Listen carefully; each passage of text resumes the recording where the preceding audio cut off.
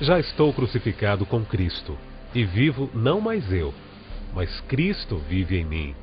E a vida que agora vivo na carne, vivo-a na fé do Filho de Deus, o qual me amou e se entregou a si mesmo por mim. Gálatas 2, 20. Começa agora Lições da Bíblia, com Laerte Lanza.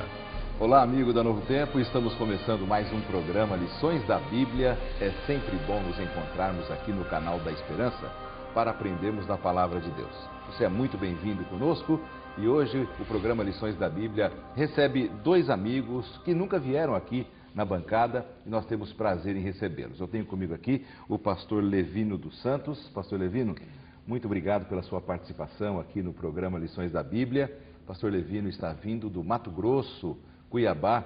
Aliás, pastor, é uma região muito bonita, muito quente, e eu sei que você é líder de jovens ali.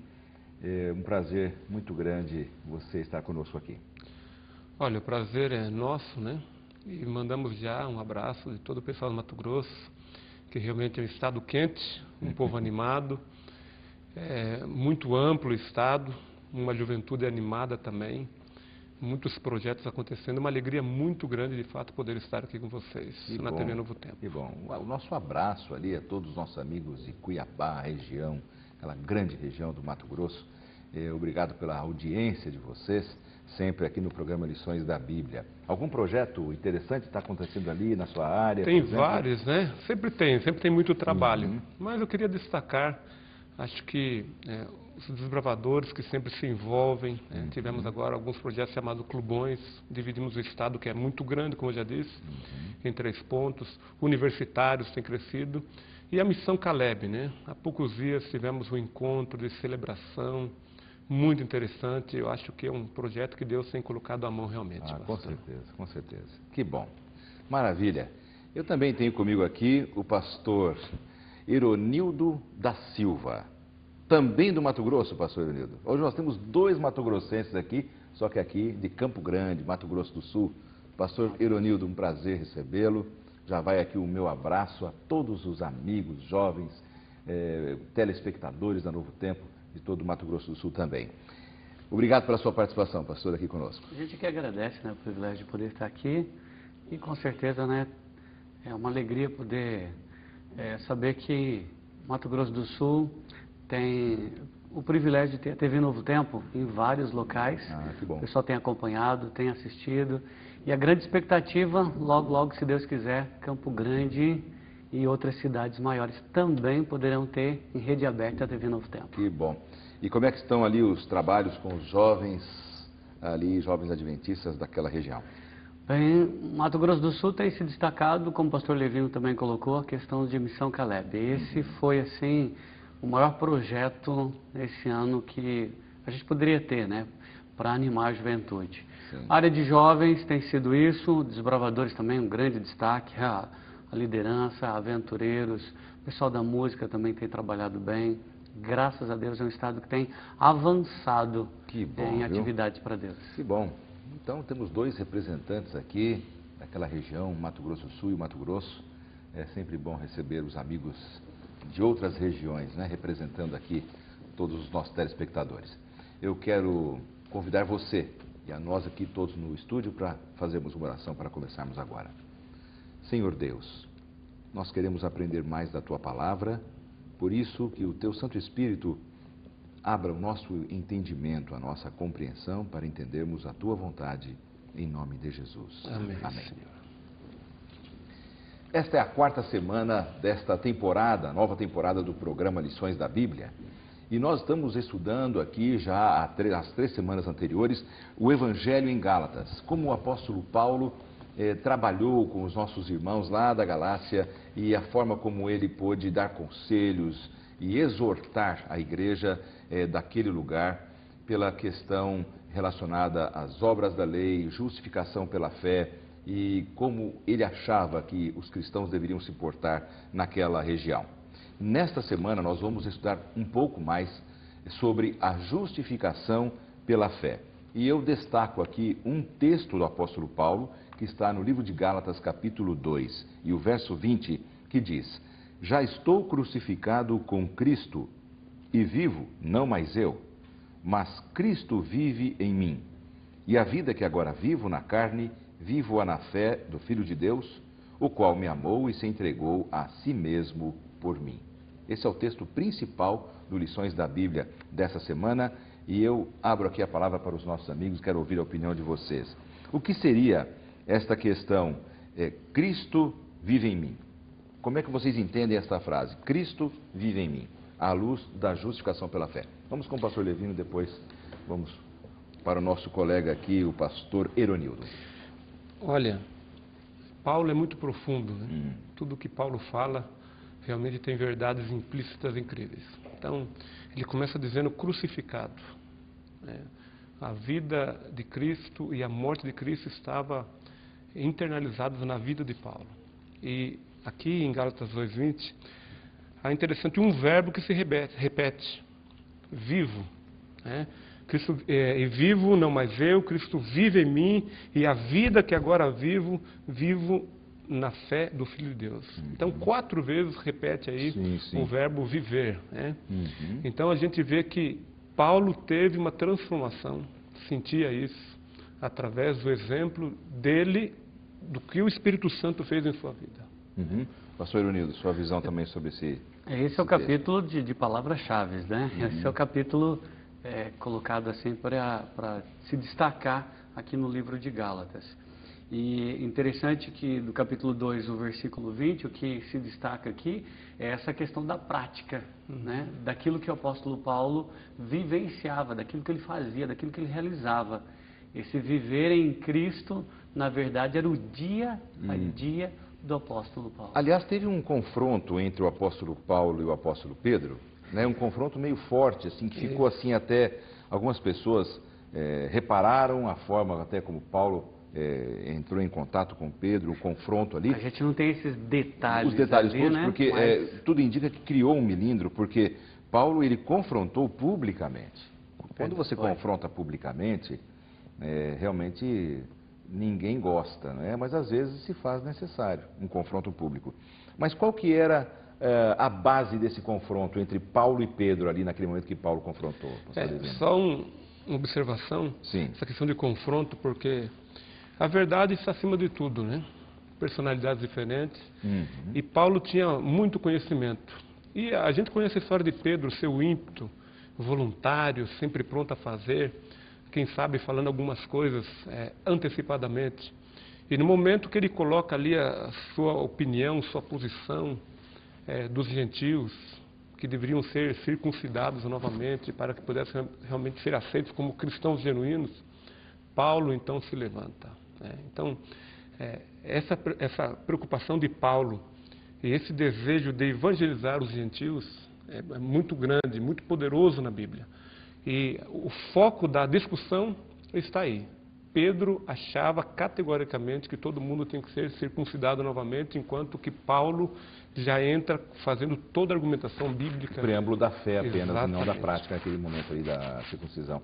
Então, o assunto básico aqui entre Paulo e Pedro era uma possível distorção na visão de Paulo em relação a Pedro entre a fé e a prática. Era essa possível distorção de Pedro nesse Exatamente. Caso. Na verdade, por mais que Pedro também tivesse compreensão, na hora de se fazer a prática é que estava complicado. Por isso que ele vai apresentar, inclusive, colocando aí para a questão de Pedro, algo que ele sendo ali judeu, né?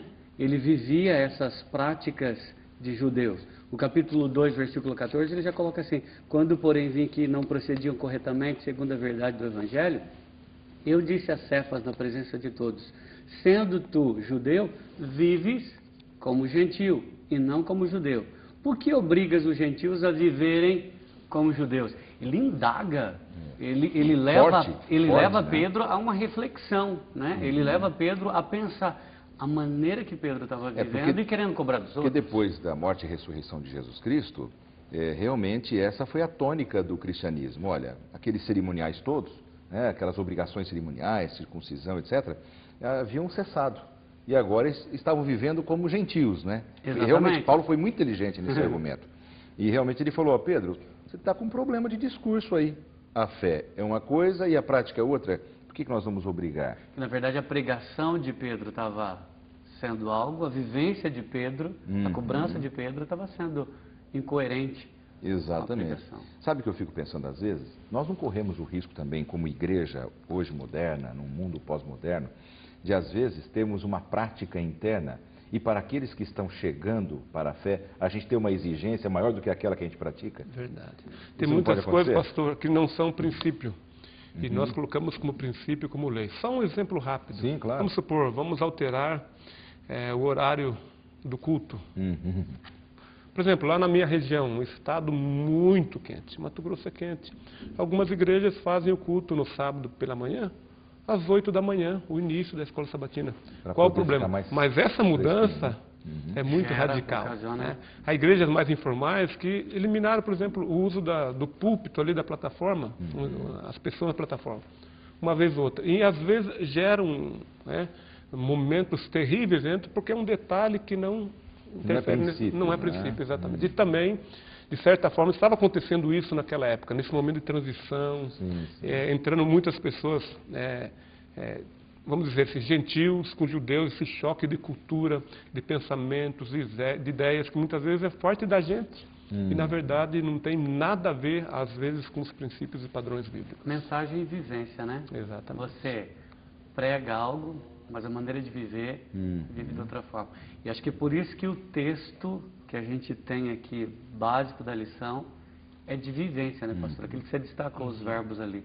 Vivo é a maneira prática de se viver o Evangelho. E Paulo é o grande exemplo disso. E a gente, não que nós devamos ter um nível de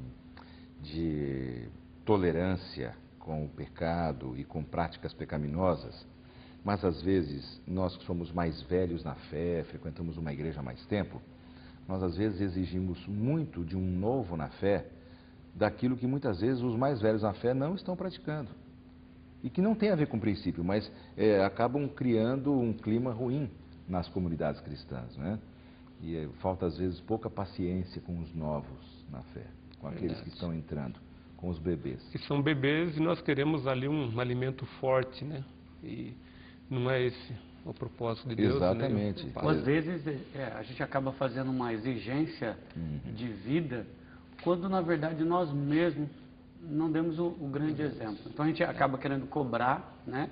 A gente acaba querendo cobrar, quando na verdade a gente também precisaria estar vivendo e dando exemplo para eles, né? Sim. Aqui em Gálatas 2, verso 15, diz aqui, na continuação daquele verso, pastor, que você leu, nós, judeus por natureza, e não pecadores dentre os gentios. O que Paulo está querendo dizer aqui, na opinião de vocês? Vamos lá, pastor Dionísio. Bom, Paulo começou o raciocínio ali de uma coisa assim bem interessante. Ele já que é uma sequência do verso 14 ali, né? Isso. Então, ele começa ganhando os seus, ganhando os judeus. Os judeus eram os eleitos de Deus, né? Aos judeus foi confiado a lei, aos judeus foram dado o benefício de desfrutar a relação da aliança que existia com Deus. Então, eles tinham esse privilégio. Já os gentios eram considerados pecadores, né? Eram considerados os afastados. Embora, a gente tem que destacar aqui que esses pecadores, depois a gente vai ver no próximo verso, que é o versículo 16, Paulo vai advertir os cristãos judeus que eles têm o privilégio, mas esses gentios também têm o privilégio de pertencerem a Deus também. Porque ninguém é justificado, depois ele vai colocar aí, por obras da lei. Aí ele já vai começar a entrar no contexto em si, né? Então, nós judeus de nascimento e não gentios pecadores, Paulo está introduzindo isso daí para ganhar primeiramente ali os seus, não fazendo exclusão dos outros. Interessante. Paulo usou a palavra justificado 4 vezes aqui em 2 versos praticamente, né? Como é que nós podemos compreender a palavra justificado, pastor Divino? Justificado é uma palavra que a lei no geral usa, né? O direito usa, faz uso dela.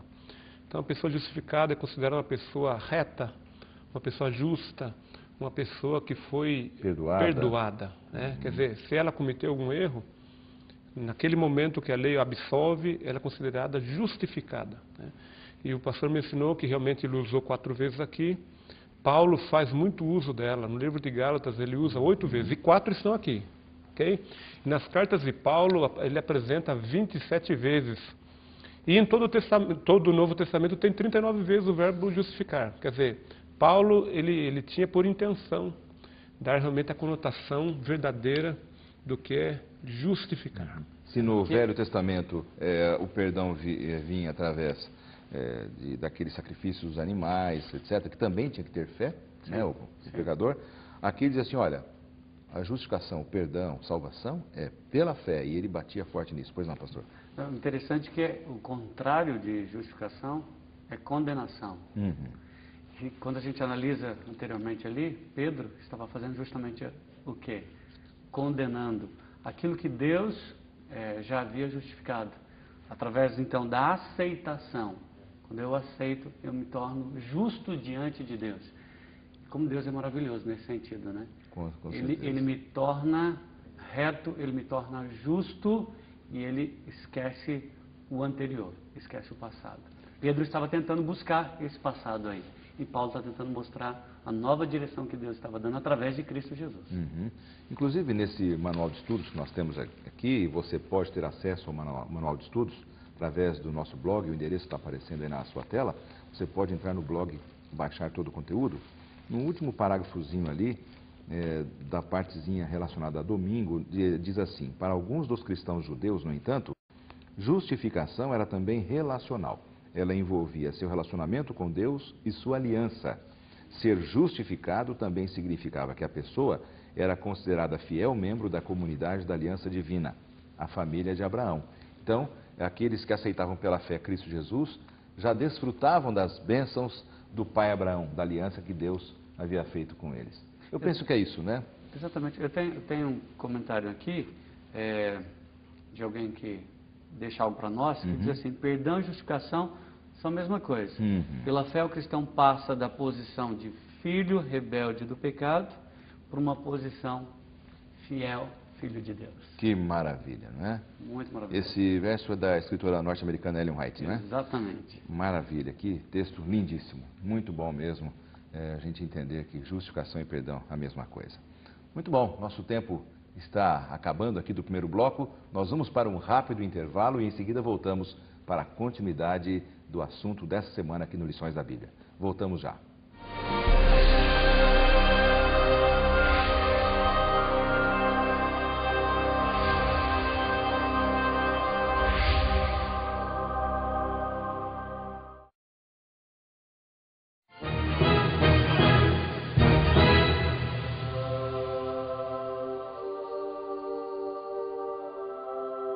Esse é o segundo bloco do programa Lições da Bíblia dessa semana, onde o assunto principal é a justificação pela fé, um tema maravilhoso da Palavra de Deus, dos escritos de Paulo.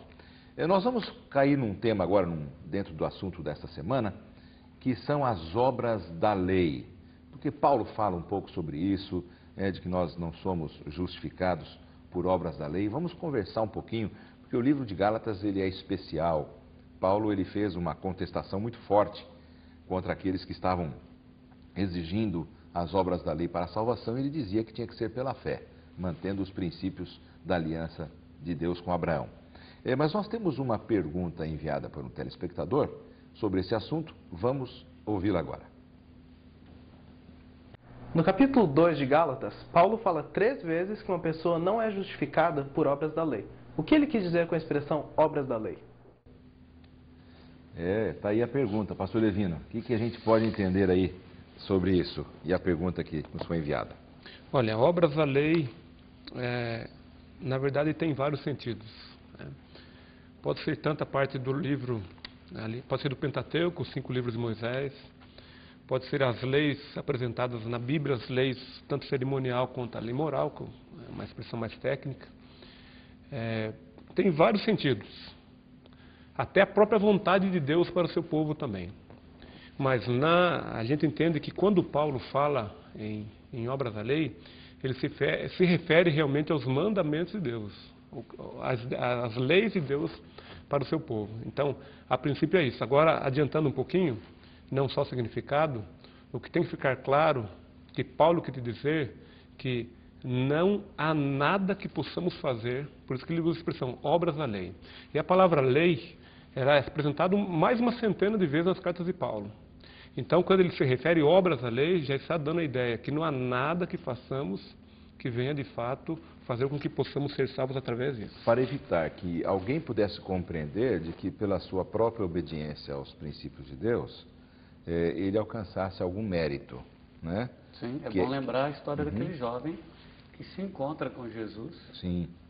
Ele quer seguir a Cristo, e o que justamente é colocado, né? Através de Cristo Jesus, ele coloca justamente a questão dos mandamentos. Ele diz, bom, eu tenho feito tudo isso eu faço, já faz tempo que eu faço isso.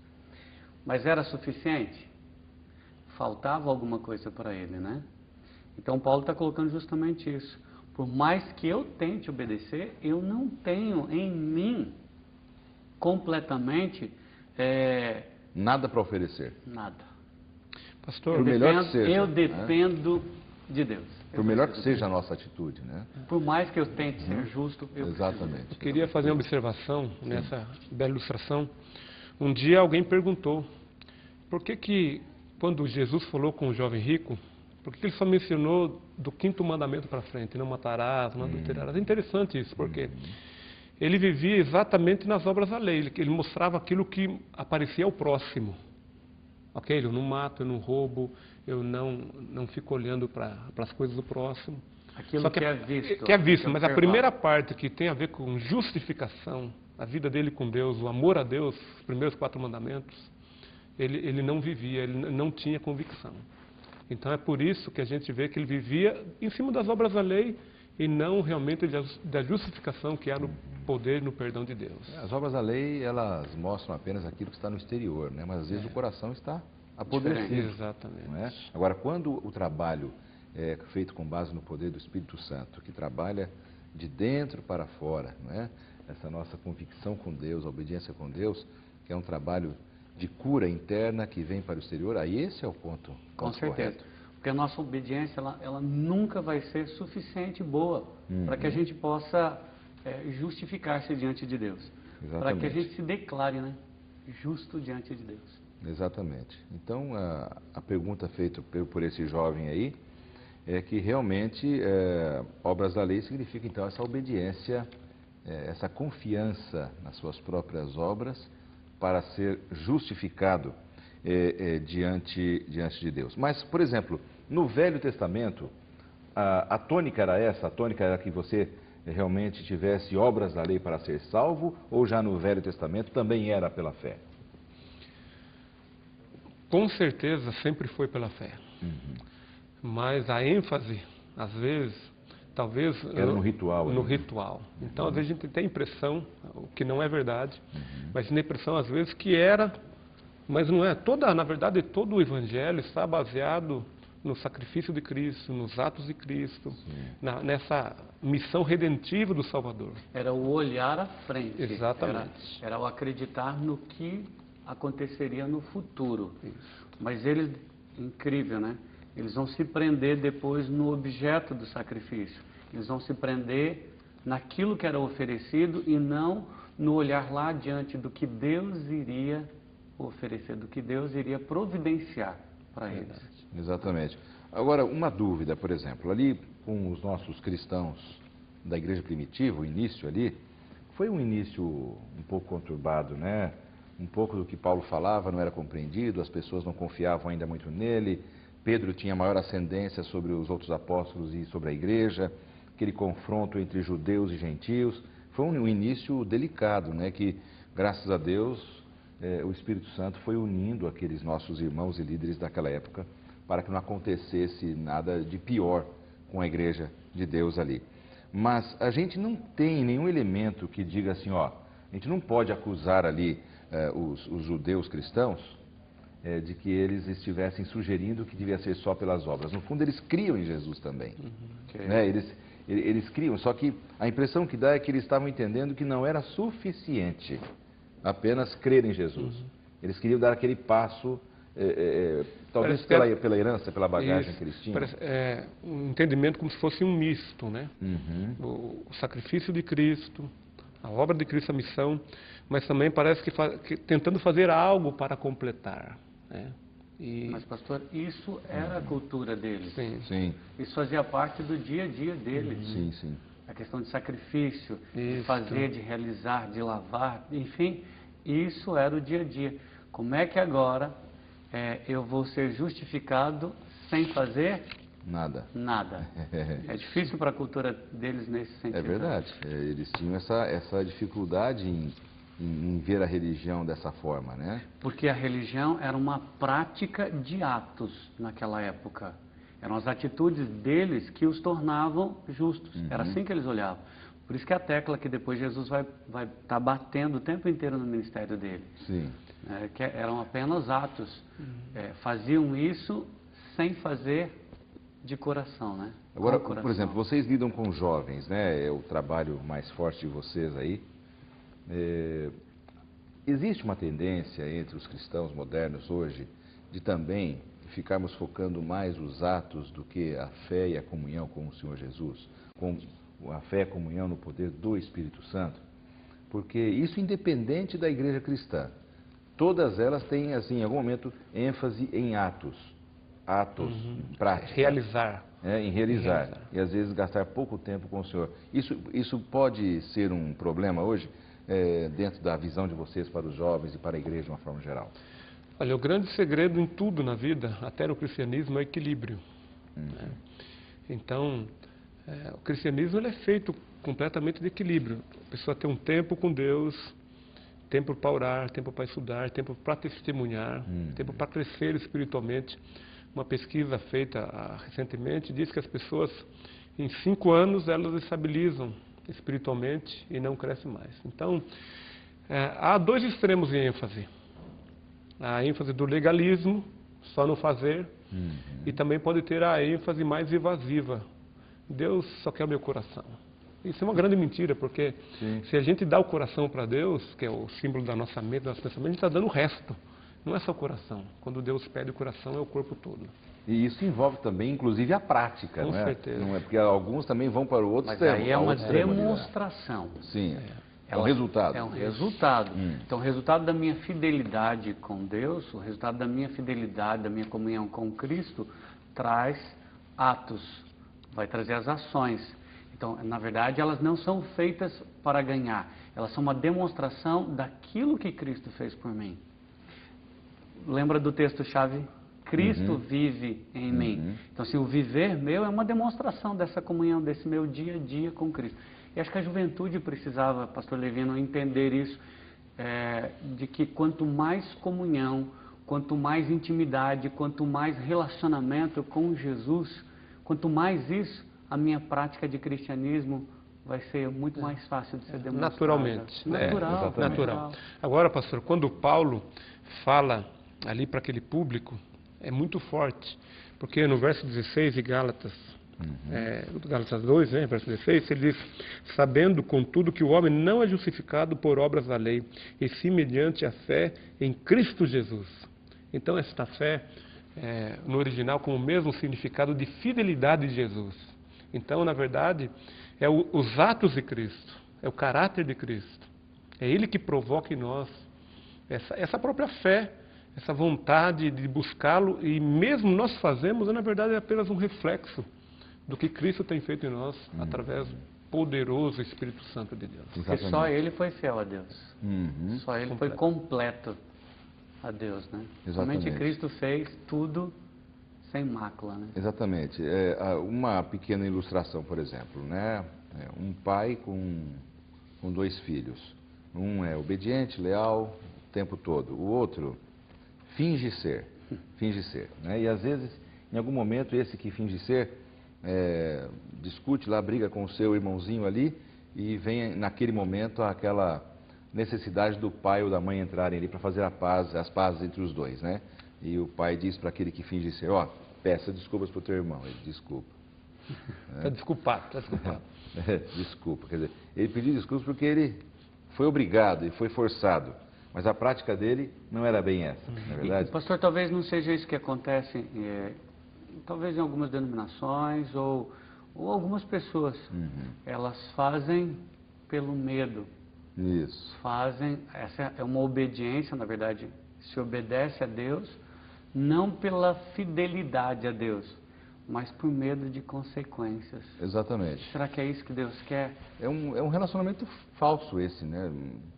Completamente, é uma visão equivocada, não é, pastor Levino? Porque a pessoa que tenta buscar um relacionamento dessa forma, ela está completamente equivocada com relação à religião, realmente. Né? Verdade, porque se para a gente é difícil entender, imagine para aquela época. Nossa. Para os judeus, primeiros cristãos, como o pastor Unil disse, baseados em simbolismo, né, em rituais. Então, ele sempre fazia alguma coisa, e completando, queira ou não, aquela ideia, aquele pensamento de aceitação, aceitabilidade, vamos chamar assim. Agora, a gente entende que não há nada que possamos fazer, nada, que venha dar a cada um de nós a justificação. A justificação, na verdade, é méritos únicos de Cristo. Nesse aspecto, pastores, para a gente poder entender melhor, dentre aqueles que estavam se convertendo ao cristianismo, existiam alguns homens da lei, alguns fariseus, algumas pessoas que realmente tinham dificuldade de entender naquela época, né, como disse o pastor Levino, essa nova dimensão teológica que eles estavam vivendo. Isso pode ter criado, tenha sido o princípio dessa confusão toda, porque eles tinham influência sobre o povo? Com certeza. É bom lembrar, vamos lembrar um capítulo, por exemplo, capítulo 3 do Evangelho de João. Jesus se encontra com alguém que é extremamente um homem da lei ali, conhecedor da lei. E Jesus apresenta um método para ele de renovação. E eu creio que não deve ter sido tão fácil para Nicodemos no início ali essa aceitação. Como para este grupo também aqui que Paulo está lidando, não está sendo fácil para eles. Mesmo Pedro, pastor Levino, que conviveu ali ao lado de Jesus, esteve junto, também está tendo problema nessa aceitação aqui. Ainda mais Pedro, porque Pedro foi testemunha ocular do próprio perdão de Deus. Ele havia tentado: Senhor, nunca vou te abandonar. Mas naquele dia, quando Cristo estava ali, naquela ocasião, ele negou. Então, ele sabia que justificação nunca seria pelos atos dele, senão pelos atos de Cristo. Eu queria ler um verso, pastor, Filipenses 3, verso 9, que fala disso. O texto Filipenses 3, verso 9. Né? E ser achado nele, não tendo justiça própria, que procede de lei, senão a que é mediante a fé em Cristo, a justiça que procede de Deus, baseada na fé. Então, não há outro caminho. É a justiça de Cristo, a fidelidade dele, a fé que há em Cristo, o único meio da nossa justificação. Então, esta é a base. Quer dizer, tudo aquilo que a gente inventar, além disso, é perigoso. Eu gostei da sua palavra, tudo aquilo que a gente inventar. Realmente, a gente acaba colocando coisas que não são real, né? Não é aquilo que Deus realmente deseja. O maior desejo de Deus é essa entrega, é entender o que Cristo fez por mim. Paulo conseguiu chegar nisso, né? Paulo conseguiu entender o que é que Cristo havia feito por ele. Por isso que ele vai depositar a vida dele completamente para Cristo Jesus. Já não vivo mais eu. Cristo vive agora em mim. E quando Cristo vive, nossas ações são naturais, são transformadas. O poder do Espírito Santo é interessante porque a pessoa não percebe, né? Quando a gente emagrece ou engorda, eu sei bem o que é isso. A gente só percebe quando a gente olha nas fotos lá atrás. Mas a gente mesmo não percebe. Você pode estar emagrecendo, pode estar engordando dia a dia, mas as pessoas percebem. Essa é a obra do Espírito Santo. Agora, se você faz uma cobrança sua, pastor, aí sim. Exatamente. Se você quer fazer como demonstração, aí você percebe isso. Mas isso não é verdadeiro. Isso não é verdadeiro. Acaba sendo querer mostrar algo que não é real. Que não é real. Então, Paulo conseguiu entender, eu preciso demonstrar aquilo que é real. E o que é real, eu sou um homem puro. E só Cristo pode. Só pelos méritos dele. Só né? por ele. Muito bom, gente. Vamos chamar mais um intervalo e em seguida voltamos para o terceiro e último bloco do programa Lições da Bíblia dessa semana. Voltamos já.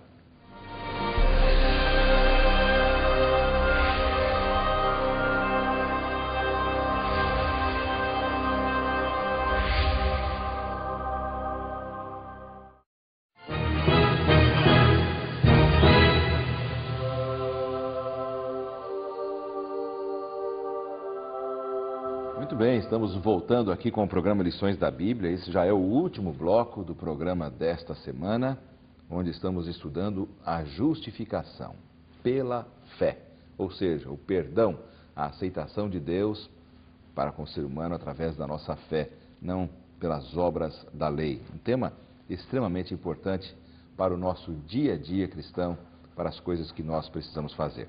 Eu quero aproveitar nesse momento e oferecer para os amigos que estão sempre assistindo o programa Lições da Bíblia, esta série de estudos bíblicos Princípios.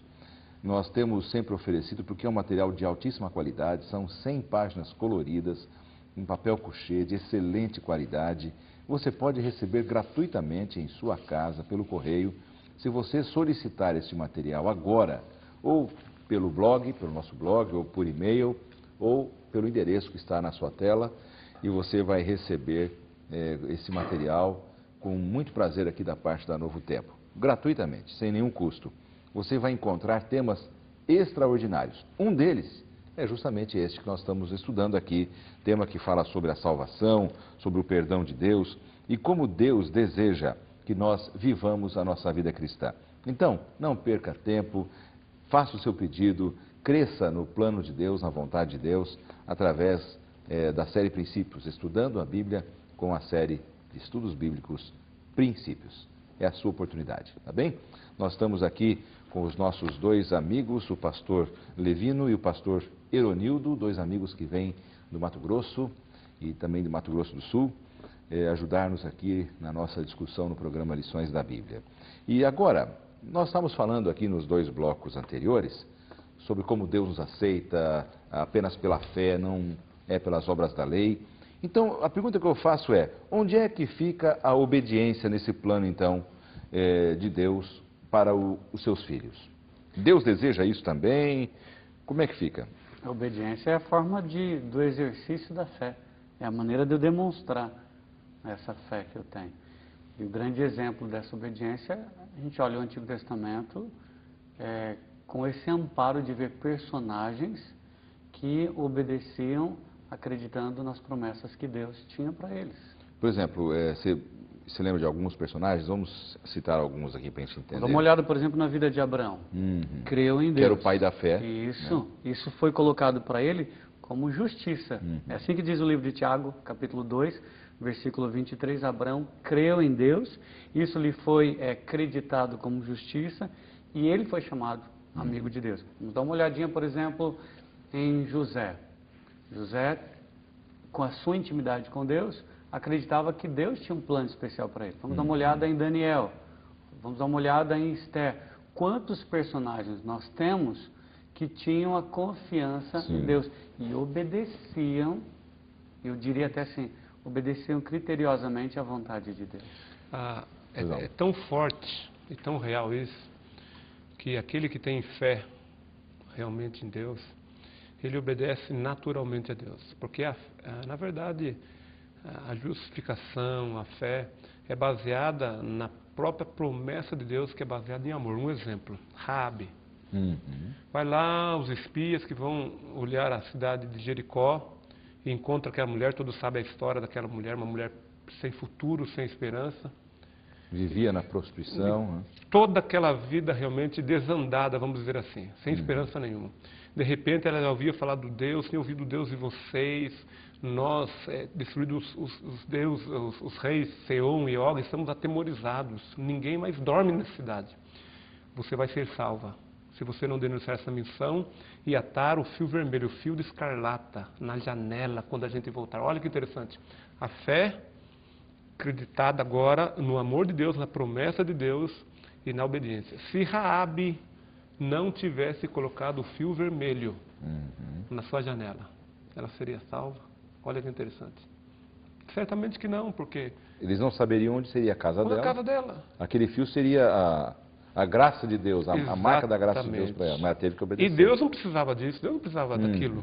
Mas, no entanto, era um símbolo de obediência, de entrega, de aceitação, de confiança na promessa de Deus, que também era baseada no amor, na vida daquela mulher. Demonstração, né? Mas essa demonstração daquilo que já tinha sido operado no coração, na vida dela. No caso, por exemplo, de Daniel, ele vai firme para a casa dele. Ele ora. E ele não ora com portas fechadas, janelas fechadas. Não. Ele ora com janela aberta. Ele acreditava no poder de Deus. Eu acho que talvez em algum instante, em algum momento, falta um pouquinho disso, né? Acreditar nesse Deus e continuar na prática dessa crença. Agora, e o que a gente poderia dizer para uma pessoa que diz assim, não, eu vivo debaixo da graça, eu vivo na fé, eu não estou preocupado com obediência e obras da lei. O que a gente poderia dizer para essa pessoa? Veja só, a graça é aquilo que Deus entrega para mim, é o presente que Deus realiza na minha vida. Mas esse presente, em demonstração a esse presente, entra a minha obediência a Deus. Jesus colocou isso claramente no Evangelho de João para nós, né? Aquele que me ama, aquele que tem amor por mim, ele obedece. Ele faz a vontade de quem? Do meu Pai. E você obedece naturalmente. E aí é que está, não é uma forma obrigatória. Você obedece por amor. Você faz por amor. Você não elimina a obediência. Você ama, você faz, você realiza em gratidão aquilo que já foi feito por você.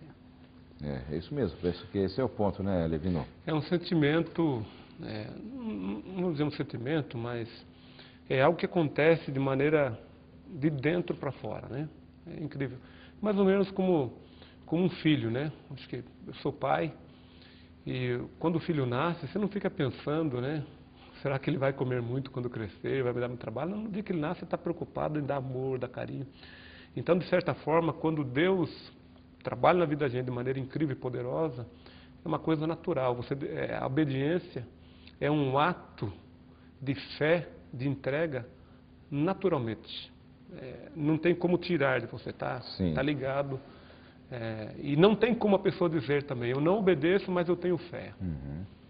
E é bom lembrar, pastor, que é o seguinte, essa obediência é tão grande, olha a vida de Abraão, olha a entrega que Abraão fez. Né? A intimidade dele para com Deus era tão grande que ele está a ponto de entregar tudo, inclusive o filho da promessa, em obediência.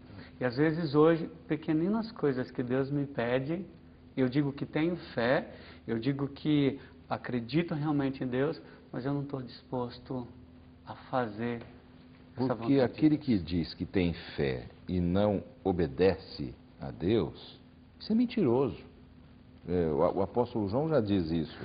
E o termo é forte mesmo. A Bíblia diz, é mentiroso, nele não está a verdade. Né? Vazio. É vazio. Então, como é que a gente pode entender?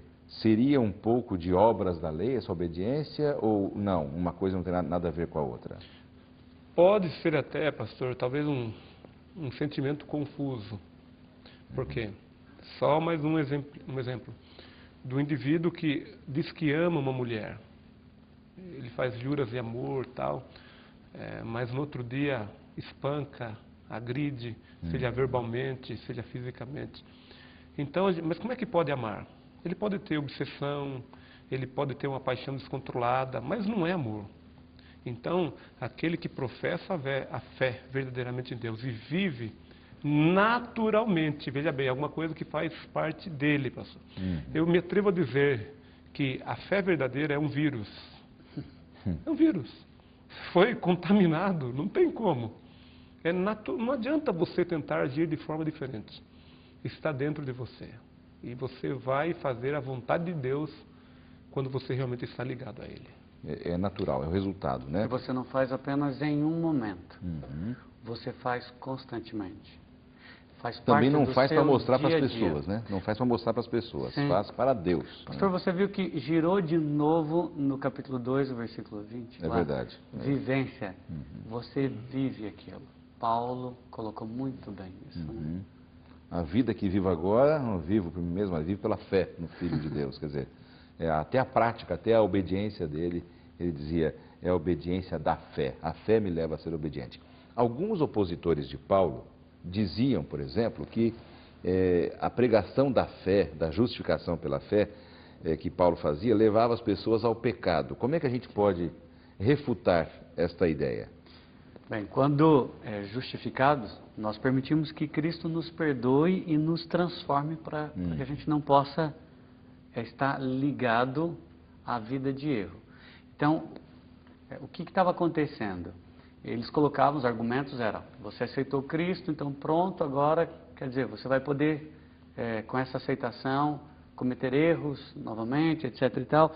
E Paulo vai responder essas acusações desses adversários, dando o termo, né? De maneira nenhuma, ele mesmo diz, de forma alguma, não tem isso. Embora seja possível que uma pessoa caia em pecado após ir a Cristo, a responsabilidade certamente não vai ser de Cristo. A responsabilidade é da pessoa, Sim. desse afastamento dela. Então a acusação é que agora pela fé você não precisa fazer mais nada? Não. Paulo vai colocar que fé e obras vão estar juntas, mas a ênfase não está no realizar, e sim no ter sido transformado por Cristo. Ótimo, excelente. E a sua visão, pastor Levino, sobre essa questão de que a pregação de Paulo, os seus opositores acusavam, levavam as pessoas ao pecado e não à consagração? Na verdade, o que a gente tem é extremo, né? São extremos. Porque quando Paulo é interpelado a respeito disso, ele, como o pastor respondeu, na verdade, ele é seco em responder. Ele, na verdade, considera um absurdo. Sim. Ele responde de maneira nenhuma. De maneira nenhuma. Uma coisa está completamente ligada à outra. E não é o fato do indivíduo ser convertido que ele não erra, ele continua sendo pecador. Talvez seja um exemplo, pastor, quando um jovem decide se entregar a Deus, um jovenzinho, um juvenil, nós acreditamos que ele tem que ser como a gente, adulto já. Não, ele é um juvenil, tem gostos diferentes, Deus molda o seu caráter, a sua vida, mas ele continua sendo um garoto. Sim. Às vezes uma pessoa que teve uma vida completamente diferente daqueles que já viveram um tempo já nos caminhos de Deus, é um tempo de adaptação, mas não quer dizer que ele está longe de Deus. Então, uma coisa que vai se tornando natural, e pelo fato de aceitar Cristo, não quer dizer que, como seres humanos, quando nós deixamos de olhar para Cristo, por algum momento, realmente nós caímos.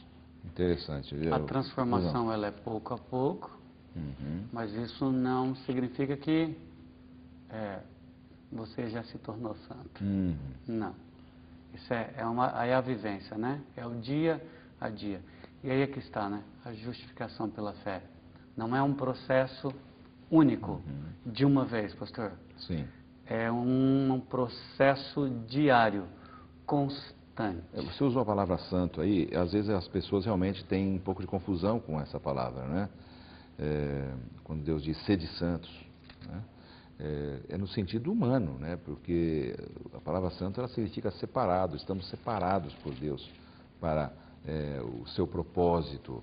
Então todo aquele que se sente salvo em Cristo Jesus, ele está separado para cumprir o propósito de Deus e ser obediente. E que é interessante, Deus me colocou, te colocou, Deus está colocando cada um de nós em um determinado lugar para fazermos a diferença. Exatamente. Aqueles que estão ao nosso redor. E essa minha vivência com Cristo vai estar atingindo estas pessoas, sem eu cobrar delas. Sim. Elas vão estar vendo a vivência minha, onde eu estou inserido, onde Deus me colocou. Exato. Eu vou estar transformando Exato. a vida daquelas pessoas com o meu modo de viver. Vez ou outra a gente encontra pessoas dizendo assim, não, eu estou salvo em Jesus, eu tenho liberdade, eu posso fazer o que eu quiser, que eu já estou perdoado.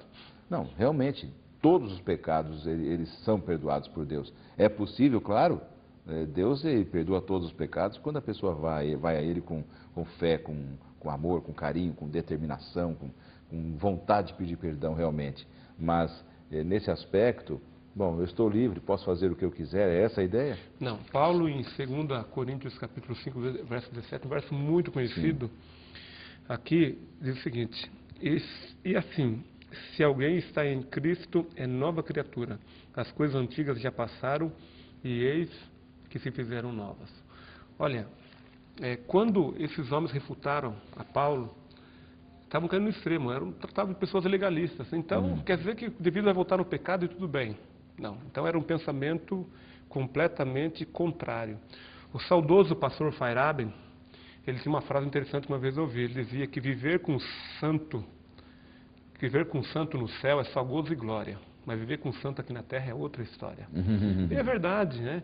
E Paulo diz, olha, aquele que está em Cristo é uma nova criatura. Então, ele vai viver, ele vai corresponder à expectativa que Deus tem dele, porque ele está ligado com Cristo diariamente. Maravilha. Amigos, nosso tempo está praticamente se encerrando e o tema dessa semana foi extraordinário, né? A justificação pela fé. Somos salvos pela fé, até a nossa obediência, que é o resultado dessa salvação, também é pela fé nesse Cristo Jesus, que a justificação pela fé não promove o pecado, pelo contrário, ela promove uma aproximação do pecador com Deus. Realmente um tema extraordinário. Eu quero que vocês deixem uma mensagem para os nossos telespectadores, começar aqui com o pastor Ironildo, uma mensagem para nós fecharmos o programa dessa semana. Independente do seu modo de viver, do seu dia a dia, o que Deus mais quer é um coração que se entregue completamente para Ele, que se dedique completamente para Ele, que coloque a vida inteiramente ao dispor dEle. E assim Ele vai estar transformando, assim Ele vai estar completando aquilo que talvez falte no seu viver. E essa comunhão com Cristo vai fazer com que a sua fé aumente cada vez mais. Maravilha. Pastor Ironildo, muito obrigado pela sua participação aqui no programa Lições da Bíblia. Leve o nosso abraço aos jovens lá que você comanda no Mato Grosso do Sul, tá bom? Pastor Levino, sua mensagem final também, por favor. Olha, eu queria dizer para você que Deus te ama muito e a justiça de Deus é baseada em Cristo Jesus. Nós somos levados a viver uma vida muito corrida e esquecemos o principal, que é o foco, buscá-lo e viver segundo a sua vontade. Pastor, aproveitar a oportunidade e mandar um abraço aos telespectadores da TV Novo Tempo, a todo o meu pessoal do Mato Grosso, as cidades que tem também, que recebem sinal, lá em sinal aberto, canal aberto, aos que recebem pela TV a cabo também, pela Sky, todos os telespectadores do Brasil, e dizer que Deus tem planos maravilhosos para você e para mim quando nós compreendemos e queremos fazer a vontade desse Pai maravilhoso. Muito obrigado, pastor, pela sua participação. Deus abençoe o seu trabalho. Leva também o nosso abraço a todos ali do Mato Grosso. E obrigado pela sua audiência também aqui na sua TV Novo Tempo. Convido você para fazermos juntos uma oração agora. Senhor Deus, dá-nos a compreensão de que precisamos aceitar a justiça de Cristo pela fé e vivermos uma vida de justificados pela fé em Cristo, com todo o nosso amor, com toda a nossa dedicação, desvinculado das obras da lei unicamente. Unge-nos com teu poder, em nome de Jesus. Amém. Amém.